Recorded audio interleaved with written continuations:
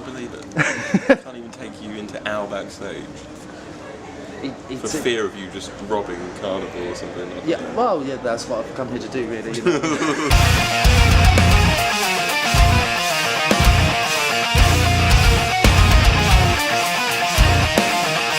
All right, so it's been an incredibly busy year for you guys. It definitely has, yeah. What are some of the highlights of that year? You know, for you that really stand out. Well, we went to the States for the first time. That was pretty cool, just to see it. We went around the whole country, and Canada as well. So just to be able to see the country and the landscapes around it, that was awesome. And just experience a new crowd. They act a bit differently to us. Yeah, how so? Probably just a little bit more crazy. Okay. But the touring is a little bit harder there, especially for a band. Yeah, the distances. Yeah, they really take a toll on you, the drives, and just kind of like the hospitality isn't quite as good as Europe, especially mainland Europe caters for bands really well, especially even if you're just an up-and-coming band, like a band that's only just been heard of, only just starting touring. Europe's very good with that kind of stuff, whereas States are a bit less. They don't really care so much. You don't get a rider. Really? Yeah, stuff like that. A little bit blasé about. Yeah, not even beer, just some bottles of water usually. But yeah, it was cool. And also went to Russia again, did our own headline show there. That was pretty awesome. And Australia, just recently for Soundwave Festival, we did 4 shows there, which were great. And just outdoor festivals in the sun. Can't really beat it, can you? No, exactly. That's been the spot on here. Both myself and people I've spoken to has just said that the whole live performance game has sort of shifted up a notch ever since the second album came out. Was there sort of a conscious idea, like let's do something? Well, to be honest, we actually practice less now. Yeah. Really? So it's probably just bringing Chris on board, having a vocalist that we really, really vibe with, on stage and off stage. Because there's so many layers to his performance, not just as a vocalist. Yeah. He's just a bit more of a frontman maybe than we've had previously. Just a singer, yeah. In being able to command the crowd and As he that's a big part of his not shtick, but a big part of his repertoire, isn't it? For real, and it's an important part for any band, really, isn't it? Especially heavy bands, I think. Yeah. Try and do some rock and roll thing. I think you need a man who can control really, the venue. Yeah, and I think the crowd appreciates it more when they can get involved and there's a bit of rapport between. Because he's kind of the front man, the spokesman for us. We're just behind our instruments, aren't we? So he kind of connects us to them a little bit more, maybe. And you guys are sort of at the stage where you're playing sort of lots of different size venues. Yeah. Do you know what I mean? Because you played the Rescue Rooms a couple of nights ago, didn't you? And that's sort of 500. Yeah. And here's massive. 2.5. Well, it's just I guess it's the context of the city we're in, isn't it? Sure. Nottingham's a bit smaller, and therefore for bands that are a bit niche like us in Karnivool, which we are still really, aren't we? Like proggy bands, no one really wants to listen to proggy music. Well, when it comes to the masses. So, yeah. But do you notice the difference in the sort of size of places when you play them, or is the vibe different, or do you feel different when you? It's always a bit different, playing a small place to a large place. I guess it's nice to be on a massive stage with a sea of people in front of you. Helps you feel a bit more like a rock star and get into it. If you're headbanging in front of 5-10 people, you feel a bit like, should I be doing this? I guess it just helps with the confidence thing. For me anyway, some people might get really nervous before, but I don't really suffer with nerves anymore. Cool. Just played too many shows. Just want desensitised. Inured to it. What's the strangest venue that you've played? And you've turned up, you thought, hello. There's this one in LA that was sick. It was I think it was called the Mayan. I might be wrong, but it was like a Mayan temple. Really? Around the stage, it was these. Obviously, they weren't real carvings, but they looked like Mayan carvings and stuff. So that was kind of cool. Played on a few boats in Paris and Hungary. Played cricket stadium in India. Oh, spot on. Yeah. Which one? It wasn't. It was like a cricket stadium that was connected to a university. Oh, okay. So it probably wasn't. I don't know if they actually put on international matches there or anything, but sure. it was quite big. what live bands or performance inspire you, and do you sort of take cues from, like, you know, either that you've toured with or that you've just seen?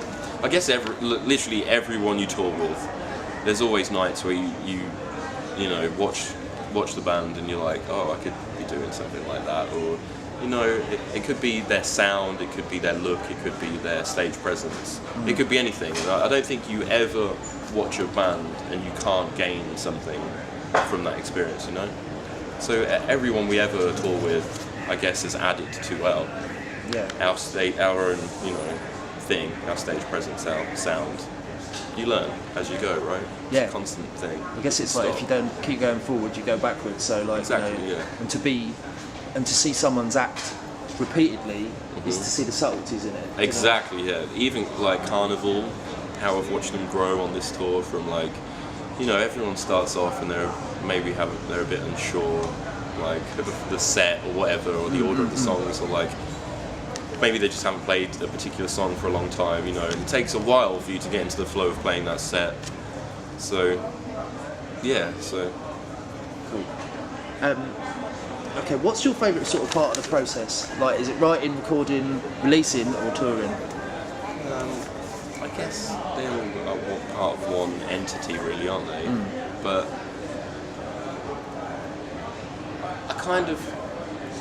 I really like shows like Australia we did, where you get to play like a couple of shows, you get a week off in a hotel. You know, you get to like explore places and travel and like, yeah, to see places that you never maybe would have gone to if you weren't touring, or just like, yeah, you go. We've been to Hungary a few times, to Budapest, and I've like got a chance to walk around the city and stuff and like take it in. And I never would like have thought of like, I'll go on holiday to Budapest, but now, you know, maybe I would, just because I get to see a little glimpse of it. Well, how touring opened your eyes and just I guess just turning up to a new place, and even if you only have a couple of hours after sound check to maybe go walk around the city, it's always nice to take it in and like, yeah, just see places that maybe you would never have seen if you weren't playing a show there. Awesome. The last sort of hour, this time between sort of now and going on stage, is there any sort of set structure to how it goes beforehand? Oh, you mean like a ritual? Yeah. I'm not so ritualistic with what I do. I don't really warm up or anything. I see, you know, when you're on tour with different people, you see lots of different little rituals every day. Chris is very dedicated, disciplined to his ritual, which is like an hour-long warm-up. He does lots of, you know, Melissa Cross. Does lots of Melissa Cross warm-ups and like more like classical warm-ups, and his throat coat and his slippery elm, and, like, his little things, and then he warms up on sax as well. So his is very like involved. Yeah. For drummers as well, they often have like, we played our drummer got taken out with RSI for America, so we had Rudy, Alex Rudinger, previously of the Faceless and the Heart Machine and lots of bands, Concrete Dystopia, and he had a very set warm-up. He would just like play bomb blasts for 5 minutes and then do some different rudiments and stuff. Now Mike, because of his RSI, has been forced into, you know, stretching rigorously, doing lots of that, and like warming up with, got to be so careful. Really. Exactly, yeah, and warming down. So I think it's kind of, you know, everyone's different. For some people it's very beneficial. For people like me, I just pound a few beers and like maybe play my bass for 5 minutes. Make sure it's in tune and it's maybe stretch out the legs if it's gonna be a heavy one. We're gonna do lots of headbanging or like trying to, you know, encourage the crowd like tonight. Do you guys? I know it's sort of hectic touring. How you guys do it? You know what I mean? Like, is there any opportunity to sort of write on the road or think about new music on the road, or do you just put that to bed and just like sort of crack on with what you're doing? Like, you know, well, we haven't really. When we're in the van, sometimes Mike will sit on his computer and write. Ollie has been recently getting into like writing a bit more and like learning production techniques. We haven't yet, but it's always quite. The regime is always quite fast paced, you know. You turn up to a venue, you unload the van if you don't have roadies. Sure. You have to set up stage, you get off, you have a bit to eat, you know, and then it's like stage in half an hour, so you go on stage, you get off, you're sweaty, you don't want to shower. Yeah. cycle repeats day after day. So you're just looking to get to the next place and get to the next show, sort of thing. I kind of miss that actually. I kind of miss sitting there and playing bass for myself and like just doing whatever I want to do. Yeah. Right, nice one. Bit of a silly one to end up with. If you could have either a spaceship that goes anywhere in the universe or a time machine that works only on Earth, which would you choose? That's good, but surely the spaceship that goes anywhere in the universe is kind of a time machine as well. Relativity. Well, relativity. You're able to jump through space, but not go back in time. Yeah, exactly. Unless you're like Star Trek or something. You're like, but like Superman flew around the world and time went backwards. So I don't get. I'd probably have to choose. I'm not up for fucking up this, the space-time continuum. So like, I'll probably go for.